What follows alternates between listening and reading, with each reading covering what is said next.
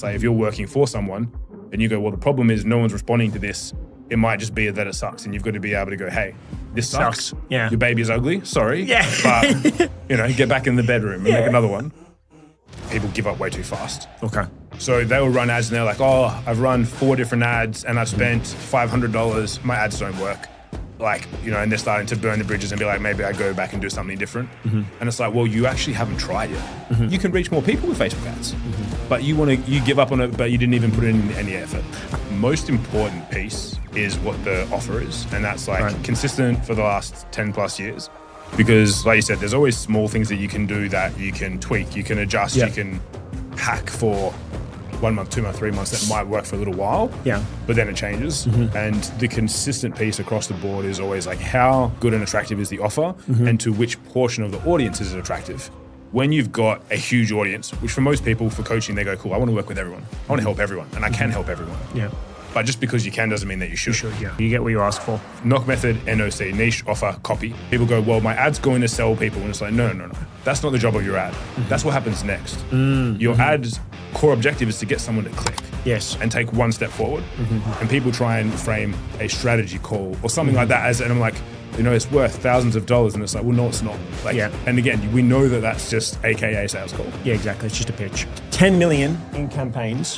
What would you say was being the biggest lessons for you in this last decade? If you don't know the audience well enough and you're putting something out there that's substandard or subpar, it's not going to work. The only way to make sure that it's consistent is with paid ads. Yes. I plugged in all of the winning copy that we've ever had created. I plugged in other people's winning copy that they've created and video hooks and things like that, so that when I go and put something in there, it's got a reference point. People go from an understanding of not only what does it take to be a media buyer, what are the core fundamental base skills that they need to have in place? And then also how do they go out and monetize that, whether it's getting clients or finding a job?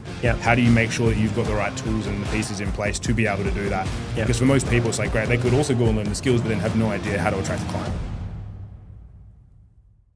Okay, Kim Barrett, we have a surprise. So, as you know, we've been using ClickFunnels for the last, 10 years? Yeah. And if you make more than 10 million with ClickFunnels on a single campaign, they say congratulations, you're a certified baller, and they give you a prize. And I got this delivered, and I wanted to show it to you.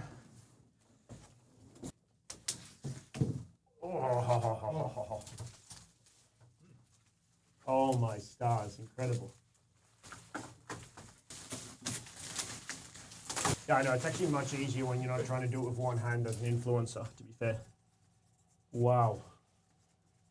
So, to Kim Barrett, membership into the 8-figure club for earning $10 million with ClickFunnels. Holy shit, that's incredible, brother.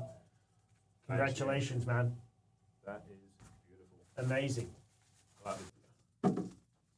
Wow. Okay. Much deserved. First and foremost, 10 million in campaigns. What would you say was being the biggest lessons for you in this last decade? In obviously, $10 million is a lot of fucking money, right? But talk me through what, in your mind, is some of the biggest lessons in terms of do's and don'ts, mistakes. What have you seen work consistently? The stuff that we used to do back in 2013, 2014, 2015, we don't do anymore. What's some of the biggest lessons that you've picked up in the last decade? So for me, I always find the most important piece is what the offer is, and that's consistent for the last 10 plus years. Because like you said, there's always small things that you can do that you can tweak, you can adjust, you can hack for 1 month, 2 months, 3 months that might work for a little while, but then it changes. And the consistent piece across the board is always how good and attractive is the offer and to which portion of the audience is it attractive. Sure. So that's the most important piece. That explain the what portion of the audience piece. So, because if I've got a coaching offer, what do you mean by different audiences? So especially now, there's a lot of things where people are going, you don't need to do targeting anymore. You can just push things out, pump it out, and Facebook will figure out who it goes to. Yeah. Which is right in some respect. But for most people when they're starting out, if they haven't already been running ads consistently getting results and have trained really Meta and Facebook on who they want to find, Sure. you've still got to put your offer out to the right portion of the Sure. audience. And when I say portion, it means like when you've got a huge audience, which for most people for coaching, they go, cool, I want to work with everyone. I want to help everyone. And I can help everyone. Yeah. But just because you can doesn't mean that you should. You should, yeah.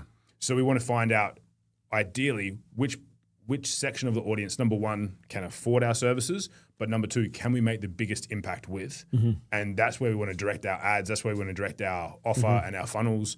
And for most people, that's the piece that they actually miss is they just go, well, I'm going to put it out and it's going to be pretty general. And it's going to bring in a lot of general people. And then the biggest things that they say is Facebook doesn't work. Leads are bad quality. No one wants my offer. They can't afford it. And it's like, well, no, that's not the case. It's like you're probably just positioning something to the wrong, again, portion of the audience being, well, if you go out there and go, hey, I want to help people that are struggling, you can't be surprised that everyone that comes through your funnel is struggling. Exactly. You get what you ask for. Exactly. Yeah.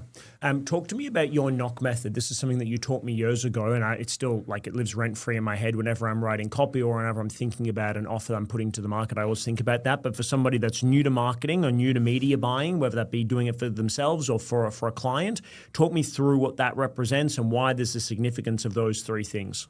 Yeah. So knock method, NOC, niche, offer, copy, and this is across the board. Doesn't matter if you're doing billboards, TV, radio. You need to know who the niche is and what the offer is. Yeah. Now, not the offer that everyone's probably used to after seeing Alex Hormozy and they're being like, oh, what's the offer that I should be crafting here and what am I actually going to sell? But it's like, what am I giving them to take the next step? Okay. Because a lot of people go, well, my ad's going to sell people. And it's like, no. That's not the job of your ad. That's what happens next. Your ad's core objective is to get someone to click and take one step forward, whether that's to a landing page, to a lead form, whatever that might be.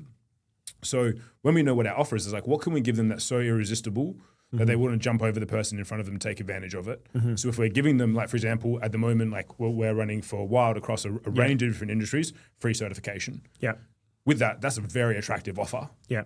It's not the thing that they buy. Yes. But that's the first piece for them to come into it and see. So from that perspective, it's something that's irresistible. And people try and frame a strategy call or something like that as, and I'm like, it's worth thousands of dollars. And it's like, well, no, it's not. Like, and again, we know that that's just AKA sales call. Yeah, exactly. It's just a pitch. So what's the actual piece of value that you can give them? I think you touched on something there with regards to better understanding the offer. And I think this is a mistake that people make, right? Which is that, let's say I've got an offer and it doesn't matter what it is. Let's say it's a Pilates class, right? That's the purchase, but you don't necessarily need to advertise that.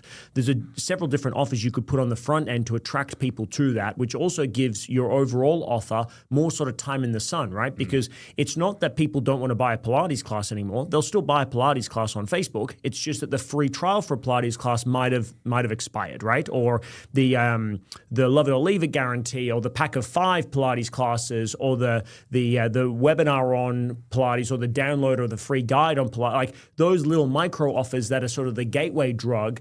What are you seeing now in social in terms of how quickly those fatigue, or is it the size of an audience that's a bigger problem? Like, give me some insight there in terms of how quickly should we be refreshing those offers versus just perhaps subbing out the creative component? It is both. It's audience size, but it's also about how quickly they fatigue, because what a lot of people miss is that there's 2 things that happen with Meta these days. Like, number one is that when someone sees your ad and they opt in, that identifies them as someone who is interested in that particular product or service. Yes. Which then means all your competitors, they fall into that same pool from that perspective. So what happens is, as it pumps out, it's not that necessarily anything happens. It just means that the market gets more competitive. And that's the second piece, is that what's known as the levels of market sophistication. The more people see a consistent and similar offer, the more they become blind to it, the less likely they are to take it up. Banner blindness, right? Exactly. So a lot of times it's like there's people that do a lot of network marketing, and they always do a free masterclass speaking to a specific audience, and they run it, for example, across Australia, and they go, oh, everyone either doesn't want it or knows what it is already. And I'm like, oh, of course, because there's 1,000 of you running the exact same thing. People get blind to it. So I'm like, what are you doing to enhance it? How can you make it better? And that's where, when you look at those, when you look at, for example, a unique mechanism, or you look at something that's like, what's a piece that could stand out within what we do? And sometimes it's like, as you mentioned, the NOC method. That's something that stands out from what we do with ads, because you can't get that from anyone else. Because I invented it. I made it up. Like, and I just put a name on it, right? I love making stuff up and putting names on it. When I do that, then it's like, okay, it makes sense that when people come through, they can only get that Yeah. from me. So I get a little bit more longevity with that because no one else is saying, hey, learn the NOC method. That's only from me. So in your career as a media buyer, and I don't think most people have an idea of what a media buyer actually is, so we want to talk a bit about that. But in your career so far, been working in this space for over a decade, you've been responsible directly for over $300 million worth of client success with some of the biggest names. Obviously, you work with us. Clearly, that's the biggest name. But also Reese Witherspoon, Gary Vaynerchuk as an example. You had Mark Boris speak as well at Certified Ballers Live. So you work with some heavy hitters. What do you see as the major difference between people that make it and the ones that don't when it comes to social media, and particularly from a paid marketing component? Because there's a lot of people out there that look the part and don't make any fucking money, right? There's a lot of quote unquote influencers that have no real influence. But when it comes to your world where you're literally, I mean, just for us alone, you're managing over $1 million spend every year, right? So that's a lot of responsibility. And we're a small client by comparison to the ones you've worked with in the past. What do you see as the major differences that make the difference between people that spend money and the ones that actually turn that into a positive return on investment or a strong ROAS? There's two pieces to that. Number one is that people give up way too fast. Okay. So they will run ads and they're like, oh, I've run 4 different ads and I've spent $500. My ads don't work. Like, and they're starting to burn the bridges and be like, maybe I go back and do something different. And it's like, well, you actually haven't tried yet. You haven't even tried. Like, you've done 4 ads to one portion of an audience. Like, you haven't even given it a shot. So a lot of times what I see is that people give up too early. Yeah. And they're not actually committed to the whole process and they put it out there. And I say, I'm like, if I gave you a Super Bowl commercial and I gave you that opportunity, how much time, energy, effort, research would you put into that whole piece? Yeah. Versus what you just chucked up yesterday on Facebook ads. Yeah. You can reach more people with Facebook ads, but you give up on it, but you didn't even put in any effort. I think there's a double-edged sword to digital because the barriers to entry of running a traditional TV ad where you needed a media team, you needed a videography team, you needed a producer and writer. And so because of those things, you had to make a much more substantial investment. Therefore, everything was more considered. It's like if you're building a house, it's considered as opposed to just chucking up some stuff in the sand, right, on the beach. You're not paying the same attention. And so because it's much easier for anyone to run an ad, therefore they don't apply, if they applied the same level of rigor to social that they did to paid, then they would have a much better social presence, not because paid is better, just because they apply more effort, therefore they get a better return. 100%. And then they also don't research enough. So with that, like not just research for the work that they put in, but if you don't know the audience well enough and you're putting something out there that's substandard or subpar, like it's not going to work. And then there's people where you can see that they really know the pain points. So we started working with a lady who's a sleep specialist. Okay. And she like coaches mums and stuff through all of that, through what happens with the kids. Amazing. Went through all of her funnels. Where were they at when we had a Leo Nirvana, right? Pretty sure you guys follow us. So do we? Okay, right. Yeah. Ash is probably across it. Yeah, great. But like half of her stuff was broken. She had links in her funnels that were going to someone else's website. All of this stuff, but she was making money despite all of that because she knew really well what the pain points were. Sure. And that's always the big thing. They go like, how can I get better at this or how can I do better for this for a client? It's like, well, what's the pain we're trying to solve? Yeah. And it's not the initial pain at the very top, the piece where people go, oh, they want to make more money. It's like, that's not a pain. No one's taking any action because of that. So it's like, if we can drill down on that and go down a couple levels, at least 2, and go, what does that problem actually like manifest into their life like every day?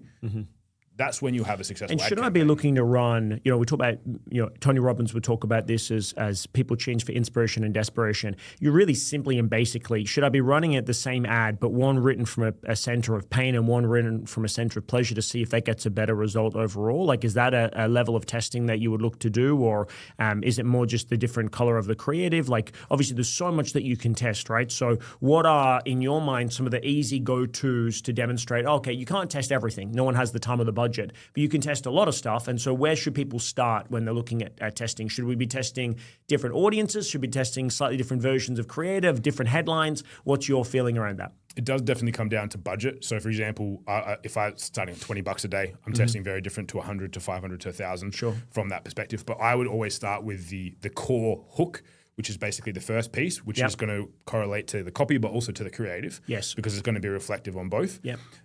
With that, I always find most of the time people are more willing to take action based off of pain than off of pleasure. Sure. Because otherwise it's like we would all be billionaires, right? If we, we could have this amazing thing over here. Sure. But we could have this amazing six-pack. Everyone wants to be a bodybuilder. No one's to lift a heavy ass weight. Exactly. So from that side of things, it's like if I'm going to start, I'd start with what's the initial hook that's going to grab the attention of someone that is going from pain towards pleasure, but I'm going to rub salt into the wound first. Sure, gotcha.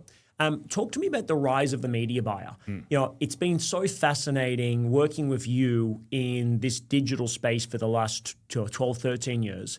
You know, when we first connected, there was no social media marketing companies. None of those things existed, right? It was like you had old school email marketing and that was it. And so, you know, we're really sort of, you know, experimenting and you were really leading the way. And then, of course, you've launched now Your Social Voice. And arguably, in my experience, it's the #1 digital marketing agency in the country. And, you know, we trust you with quite literally millions of dollars for that reason.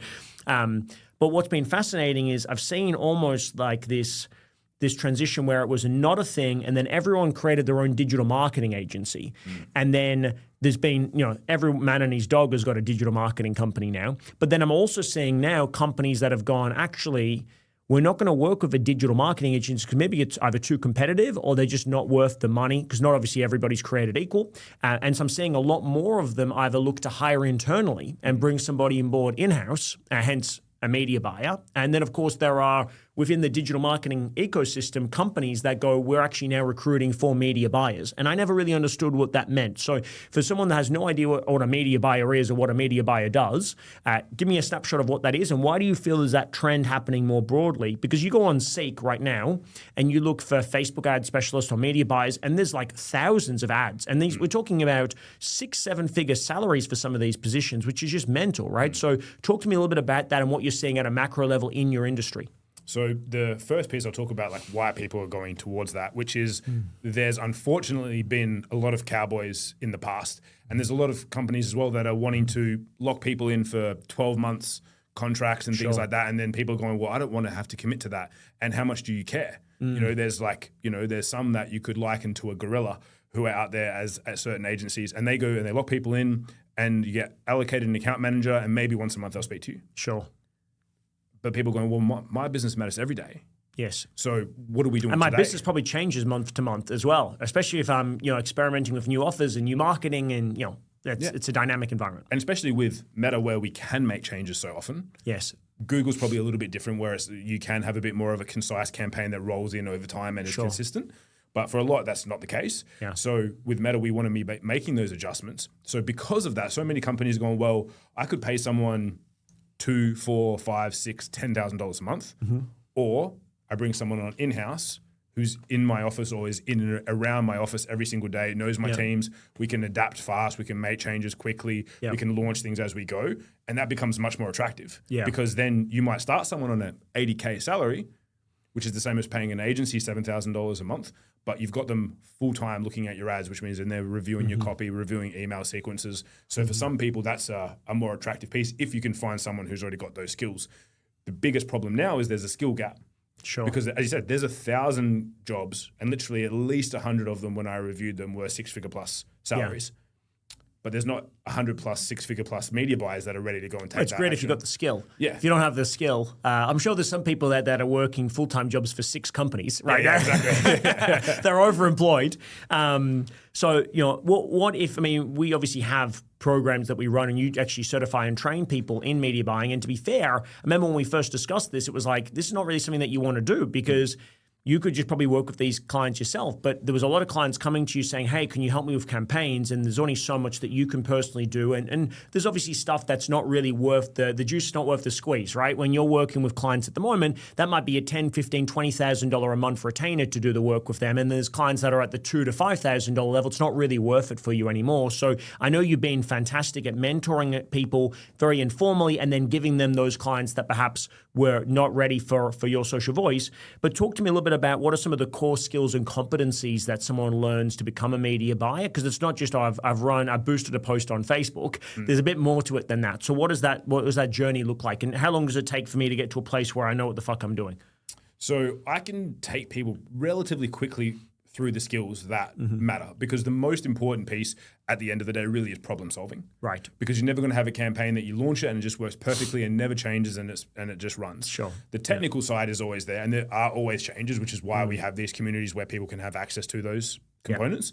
But generally speaking, within 8 weeks, I can take someone with like base level / no knowledge to the point where they could easily understand what's working in a campaign, how to change it and how to adjust it. And as you said, the people that are looking at $1,000, $2,000 a month as a management fee, they're also happy to work with someone who has that base level knowledge. They show that they've got the competencies. Yes. Like just literally this week, we've sent 2 clients, 2 people that have gone through our programs before, and they're working with them for $2,000 each per month. So that's for that person, that's $24,000 a year that they've just added to their income. Incredible.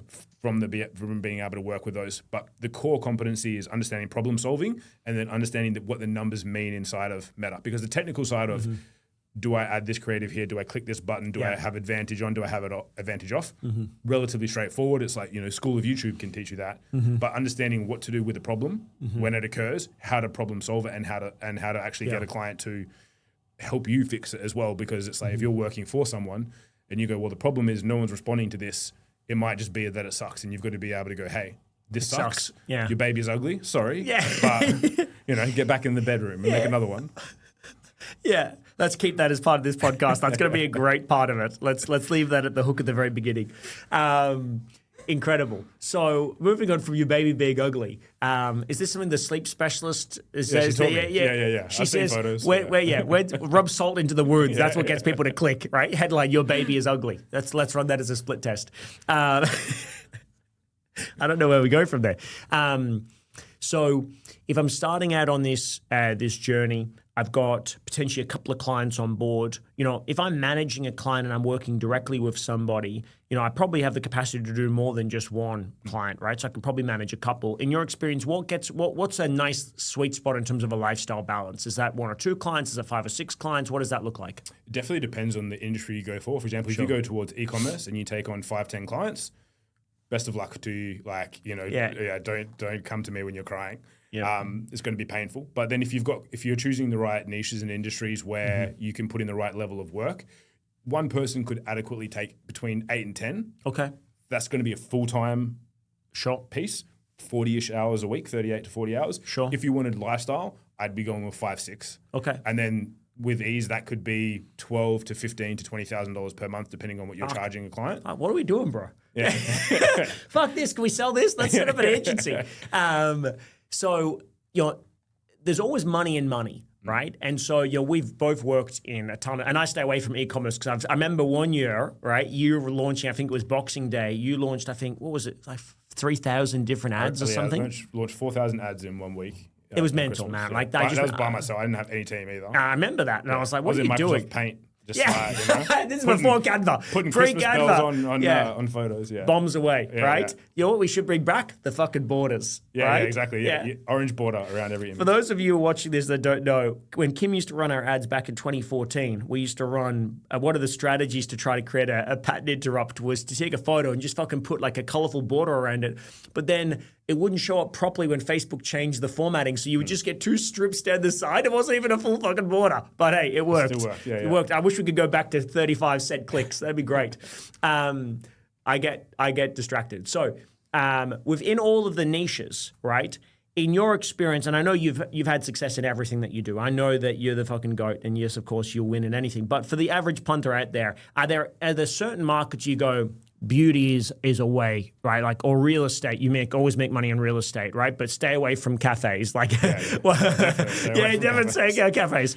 But are there some markets you go, if I'm starting out and I'm agnostic, I don't care about what market, I just want to do media buying. I want to be able to do it from the beach in Bali or Thailand. I want to make $2,000 per client. I'm going to have 6 clients, make $12,000 a month. Like, that's my sweet spot. Where are my easy wins by just going, this is an opportunity. If you just know a little bit, you're going to make some there's no easy money, but you get the idea. There's certainly harder money. Yeah, the ones there's some I would just recommend to steer clear of, just because there's, especially depending on which country you run things in. For example, beauty, cosmetic injectables. Everyone's like, oh, big money, right? Like for those sort of things. However, you have the likes of APRA in Australia, where they are very, very hard on components. So we've even had clients where they do, for example, drip IVs, and mentioned in one piece that they were a nurse in some, and so someone screenshotted one piece, one comment, sent it into APRA, and then APRA's like, well, you can't say that every single person that works for you is in this field, so you need to take all this down, and it like causes huge headaches. So the money piece, like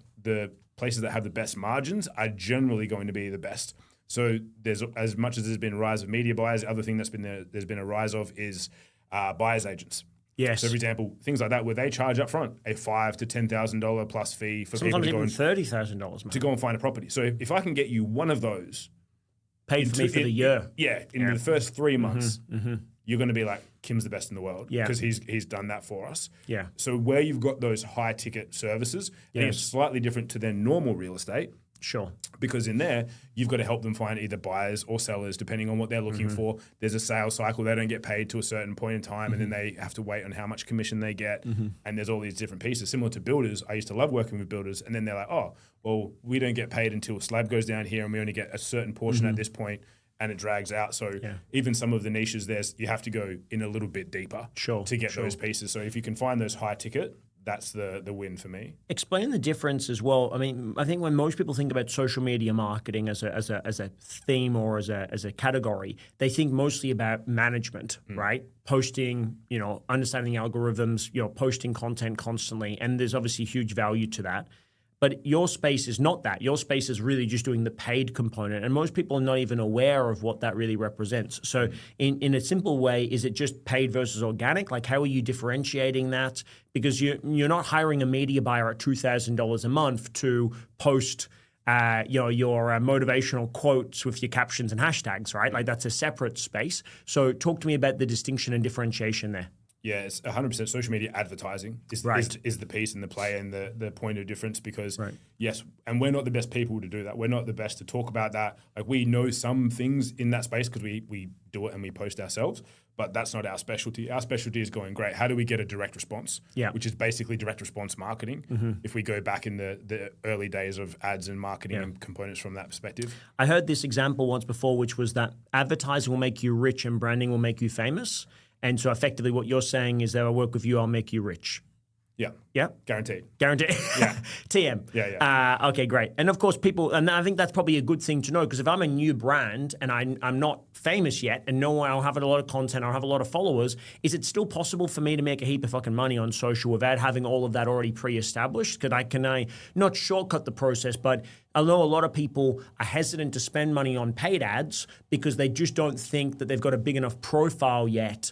And I guess that the benefit of being famous is that people think that because you are famous, you make way more money than what you probably actually do. So obviously, I imagine it would help to have both. But can I get away with not having a huge following already if I'm doing paid right? 100%. And I always say they work hand in hand. So it's like one is, and I liken it to, if we like in the old days, it's like you have SEO. Which helps you get recognized, people find you, it's a slow burn, it builds. And over time, you're hitting number one and everyone knows who you are. Yeah.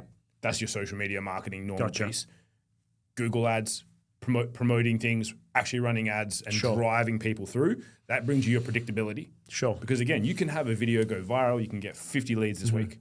Doesn't mean it's going to exactly happen the same next week. Sure, yeah. So if you've got a minimum that cool, I need to speak to 10 people a week to make this amount of sales to make this happen, the only way to make sure that it's consistent is with paid ads. Yes. And then once you build them in together, they both feed each other because then people are, oh my God, I'm seeing you everywhere from your organic because they came through and hit you from the paid. Yeah. And it works and vice versa. And then they're like, oh my God, I just followed you because I saw a viral reel and now I'm getting hit with your ad. Yeah, incredible. Final piece I want to touch on is ads and AI. You did a masterclass recently talking about advertising and also artificial intelligence. This is such an evolving space. You're really on the cutting edge of it as well. I think a lot of people are probably rushing into the AI piece without really knowing how to do the advertising piece, right? It's like they're focusing on the shiny object without understanding the fundamentals. If we're having this conversation now in 2025, let's say 12 months from now we're having the conversation, end of 2026, what do you think doesn't even exist at that point that is part of our world now, but it's not even going to be there in 12 months. What sort of changes do you see coming down the pipeline in the world of meta, social media marketing, digital marketing, direct response? How do you see that change? And what do you think is probably not going to change at all, be exactly the same? I think as we sit right now, a lot of pieces will still be very similar. The biggest change that I see is that they want to limit the amount of inputs people and businesses have to put in and allow all of their machine learning to give us the outputs. Which again, from my understanding so far from what I've seen, works fine if you're Coca-Cola, Nike, big brands. Sure. Small businesses, it still is not that effective. And even similarly, like using tools like a ChatGPT and using different AI tools to be able to write things and create them for you doesn't mean that it's correct. And so many people just go in and go, okay, cool, please write me 16 Facebook ads for this. Please give me 5 viral hooks for that. However, we know that even at an institutional level, for example, I think it was Deloitte, used AI to create a report for the government, charged them 450 grand, got everything wrong. There was incorrect references. There was links to studies that didn't even exist. Yeah. So many problems from that side of things. So if it's doing that at an institutional level where you think they're not just paying the $29.99 a month ChatGPT piece, they've got. I'm sure they've got the paid account. Deloitte has got the paid account. Yeah, they're using the free Claude AI. Yeah. Right? So if they're getting that sort of error at that scale, imagine what's going into your ad. So the biggest piece that I see that most people need to do is give their tools guardrails. So if you're going to operate in this space, you need to go, here are the guardrails, here are the references, here are the pieces that you need to know. And so, for example, with any of the tools I use to write copy, I've plugged in tools from Eugene Schwartz's full breakdown and breakthrough advertising, market awareness, sophistication, all these pieces. Sure. I've plugged in all of the winning copy that we've ever had created. I've plugged in other people's winning copy that they've created and video hooks and things like that, so that when I go and put something in there, it's got a reference point. It's not going, it's not guessing. There was a Reddit thread where someone said this is a really good thing to say in an ad, and they just use that instead. Sure. And I think that is probably something that I have underappreciated about our relationship over this last couple of years, is that because we've experimented so much, you sort of effectively, it's like winner stays on, right? And so you do all of these different things, you find one of the things that works, and then you use that as the best case, you try to beat that. And then over time, you think about that a decade later, you've got such an incredible sort of institutional knowledge, but you're building on the success and the foundations of what's already been there for such a long period of time. So now writing an ad or launching something is pretty easy because we're already effectively re-engineering something that has already been proven to be successful. But if you're starting from scratch and you have no idea, like we know the difference between having even just a couple of different words in a headline and how much of a difference that can make, never mind all the other factors and parameters. And so I think, if you want to go fast, you try to go alone. If you want to go far, you go together. I think the ability to sort of get the wisdom and insight pays a huge dividend. If you're serious about it, you're not just guessing anymore. You're wanting to take it seriously. And, I was saying this to our ops manager the other day about, the Facebook spend. For us, and I think this is an important distinction for people wanting to run their own business. For us, the biggest cost from a Facebook perspective is not the bill that we give to Facebook. It's not the $1 million bill that we pay. It's not even your fee that we pay, which is outrageous, and we need to discuss that. But it's the consequences of that going right or wrong. If we spend $1 million on Facebook in the next 12 months, and Facebook and Instagram, that should generate us about $20 million to $25 million back. The difference between that money being managed well is between 20 and 25 million. If it's managed poorly, it might not even be $1 million, right? Like the consequences of the return on investment is so big that's what separates the men from the boys, right? Like you can have an average person get you a 2x ROAS. At the moment, you're getting us a 25 to 35 ROAS, which is just outrageous. But that's the difference of when you've done $300 million and you've got a fucking plaque, right? Like they're the differences. So how can we find out more about you? Also, what you've got coming up as well. I know we've got the media buyer certification as well that we're running as well. Tell people a bit about that. Yeah, so we're putting together a media buying training that's rolling out literally as we speak. We'll be doing plenty more of them, I'm sure, as well, where we help people go from an understanding of not only what does it take to be a media buyer, what are the core fundamental base skills that they need to have in place, and then also how do they go out and monetize that, whether it's getting clients or finding a job. How do you make sure that you've got the right tools and the pieces in place to be able to do that? Because for most people, it's like, great, they could also go and learn the skills, but then have no idea how to attract a client. Yeah, 100%. Appreciate you, brother. Thanks for jumping on. Thank you. Thanks.